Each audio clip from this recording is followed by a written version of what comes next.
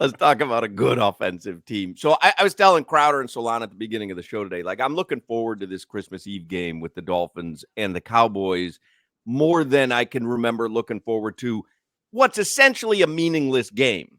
Other than the fact that I think the Cowboys need to show something and I think the Dolphins need to show something. Both need to show something against quality opponents on a nationally televised. I think 99% of the country is going to get this game on Sunday. What do you foresee on Sunday at Hard Rock Stadium, Dolphins and Cowboys?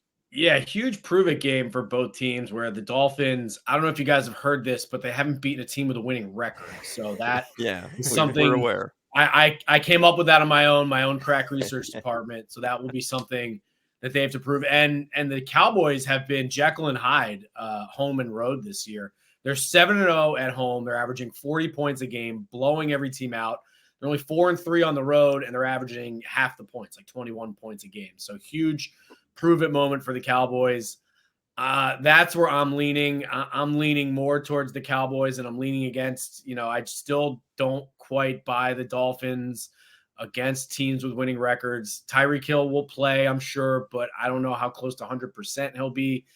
Even 85, 90% Tyreek Hill is still obviously pretty good, but I don't know. I still like the Cowboys in this spot. They're a very complete team. That defense can wreak havoc against Tua. So I'm leaning Cowboys this Sunday. Ben, you said the name I was going to bring up next because we played the clip that Tua was talking about. He keeps receipts, but he doesn't give a damn about what people think. And Shannon Sharp responded to him. Ben, you've been a Tua. You haven't been all in on Tua. We'll say it that way. Coming up this far in the season, leading the league in passing yards. Have you come around on Tua? Say it, Ben. First of all, Channing, thank you for that great context because everyone just calls me a hater. You at least said it accurately. I haven't been all in on Tua. So thank you, Channing, Mr. Context. I feel like Channing might be rewriting history there for your benefit because I believe you've been a Tua hater. You're a hater. Channing is a smart guy. It's like saying the Grinch hasn't been all in on Christmas. I don't know if that's the exact description. I mean, look, I am buying Tua. I think he's a good quarterback. He's done very well this year. The great performance last week without Tyreek Hill. Definitely not taking anything away from him. That said, I think I wrote 2 weeks ago, if I had to pick one, I would pick Tyreek Hill as the team MVP. I would. I think he's just so much of what they do. And I still, have my concerns about Tua going up against the top teams in the playoffs. And yeah, this thing this week where he's talking about keeping receipts, like, come on, man, you're supposed to be better than that. You really can't. Don't show us that you're listening to all the noise and stuff. Like, you're playing at an MVP level. Don't talk about how you're keeping receipts. Like, that's beneath you, Tua. So I was a little surprised to hear him say that this week, but huge. If they can beat the Cowboys, I'll be sold even more. And I will, I'll publicly do a mea culpa and apologize for picking the Cowboys this week. But props to Tua. I'm not trying to take anything away from him, but I still think it's going to be a tough spot for him against the Cowboys on Sunday. If it came down to the AFC East, came down to Dolphins, Bills, Hard Rock Stadium, final game of the season, who you got? Yeah, right now I'm taking the Bills most likely. I just think, it's who's the hottest team right now. Graphics, Alana, to the Grinch.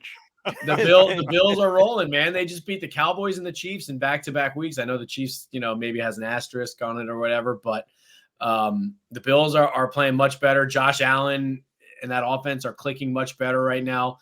The defense, they still miss those guys like Tre'Davious White and Matt Milano, but I believe in the Bills. They play the Chargers and the Patriots the next 2 weeks. Those are basically warm-up games for Week 18, and the Dolphins got to play the Cowboys and the Ravens. So it's a much tougher road for the Dolphins. And yeah, I